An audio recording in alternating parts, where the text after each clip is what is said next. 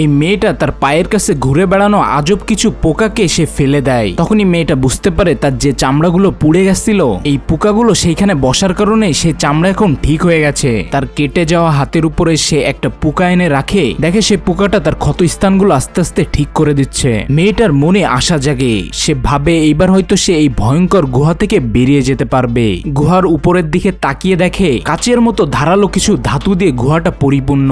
মেয়েটা তার পায়ে কিছু কাপড় বাঁধে আর সে একটা রাজার মুকুট পায় গুহার ভিতরে। সেটার সাহায্যে সে আস্তে আস্তে উপরের দিকে চড়া শুরু করে। বেশ কিছুটা উপরে যাওয়ার পর নিচে ভয়ঙ্কর একটা ড্রাগন আসে, আর এই সময় কাচের মতো এই ধাতুগুলো ভেঙে মেয়েটা নিচে পড়ে যাচ্ছিল। মেয়েটার ভাগ্যটা এখানে বেশ অনেকটাই ভালো ছিল, যার কারণে এই মুকুটটা সে আর একটা ধাতুতে বাঁধিয়ে ফেলে। মেয়েটা এখানে প্রাণে বেঁচে যায়। সে উপরে উঠে যখনই গুহার মুখে যায় দেখে এটা অনেক উঁচু আর এখান থেকে নামা কিছুতেই সম্ভব না। তখনই এই গুহার মুখে ড্রাগনটা চলে আসে। সে যখনই মেয়েটাকে মারার প্রস্তুতি নিচ্ছিল কিছু লোক নিচেই চলে আসে, যার কারণে ড্রাগন এখানে মেয়েটাকে না মেরে ওই লোকগুলোকে মারার জন্য চলে যায়। মেয়েটা এখানে কিছুটা সুযোগ পেয়ে যায়, সে এখান থেকে আবারও পালিয়ে নিচে চলে আসে।